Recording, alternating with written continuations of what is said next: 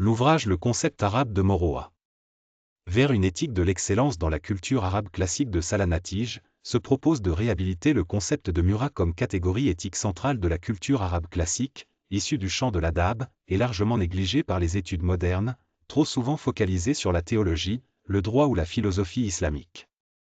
L'auteur soutient que l'adab constitue le véritable lieu d'élaboration d'une pensée éthique autonome, distincte de la morale religieuse comme de la philosophie spéculative, et que la Mura en est le concept organisateur fondamental.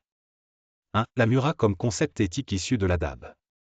Dès l'introduction, l'auteur affirme que la Mura désigne un idéal humain accompli, une excellence morale et sociale qui définit l'homme digne d'admiration dans la culture arabe classique. L'adab apparaît non comme un simple savoir littéraire, mais comme une anthropologie normative, une sagesse pratique visant la formation d'un type humain accompli. La Mura y joue un rôle central, attesté par sa présence massive dans les grandes anthologies et traités classiques, ainsi que par sa persistance jusqu'à l'époque moderne. L'auteur pose une question directrice décisive: existe-t-il une éthique propre à la culture arabe classique, indépendante de l'islam et de la philosophie grecque?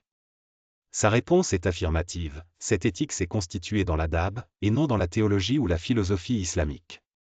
Méthodologiquement, il refuse de traduire les concepts clés, Mura, AY, ILM, estimant que toute traduction appauvrit leur richesse sémantique et impose une interprétation réductrice. 2. De Mar à Mura, fondement linguistique et éthique de la personne. Le premier chapitre reconstruit le processus éthique qui mène de Mar, la personne humaine, à Mura, l'excellence morale. L'analyse linguistique et textuelle montre que Mar désigne une individualité irréductible, autonome et responsable, tant dans la poésie pré-islamique que dans le Coran. Le terme oscille entre l'universalité de la condition humaine et la singularité de l'individu moralement imputable. Dans le Coran, Mar sert à interpeller l'individu isolé, dégagé de toute appartenance collective, et appelé à répondre personnellement de ses actes. L'absence de pluriel authentique du terme renforce cette idée d'une singularité éthique irréductible. Comparé à INSN, qui renvoie à l'espèce humaine abstraite, Mar apparaît comme une réalité éthique existentielle, non comme un concept théorique. À partir d'une intuition d'Almar, l'auteur montre que la Mura n'est pas un simple attribut facultatif, mais l'horizon normatif de l'humanité elle-même. Être humain, c'est être destiné à agir moralement. La Mura est une qualité acquise, conquise par un effort volontaire, contrairement aux états naturels comme l'enfance ou la maturité biologique. Cette dimension est confirmée par la structure linguistique même du verbe marua, qui exprime un devenir éthique. L'auteur réfute ensuite l'assimilation fréquente de la Mura à la virilité. La Mura est fondamentalement non sexuée et attribuable aussi bien aux femmes qu'aux hommes.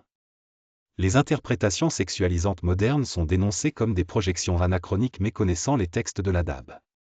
Enfin, la distinction entre Mar et Shak permet de montrer que seule la première notion fonde une véritable conception éthique de la personne humaine, tandis que la seconde renvoie essentiellement à la corporalité. 3. Mura, adab et civilisation. Le second chapitre analyse la relation structurelle entre Mura, adab et ARF. Ces trois notions forment un réseau conceptuel indissociable qui définit la civilisation comme synthèse de culture, d'éthique et de raffinement. La Mura apparaît comme le moteur intérieur de l'adab, elle fournit l'énergie morale nécessaire à l'acquisition du savoir et à la formation esthétique de soi. Si certains auteurs estiment que la Mura peut exister sans adab, d'autres affirment l'inverse, ce qui conduit l'auteur à montrer que la Mura est une force morale autonome, mais que l'adab en assure la régulation et l'humanisation.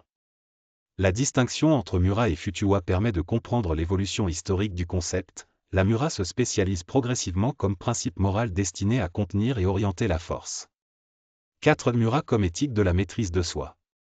Le troisième chapitre établit que la Mura est fondamentalement une éthique de la maîtrise de soi et de l'authenticité personnelle. La définition selon laquelle l'homme de Mura ne fait pas en privé ce qu'il aurait honte de faire en public condense cette exigence d'unité intérieure. La cohérence entre vie privée et vie publique devient le critère central de l'excellence éthique. Cette éthique repose sur une discipline librement consentie, non sur la contrainte sociale ou religieuse. L'analyse de l'évolution du concept de Heimer montre comment la Mura est faux.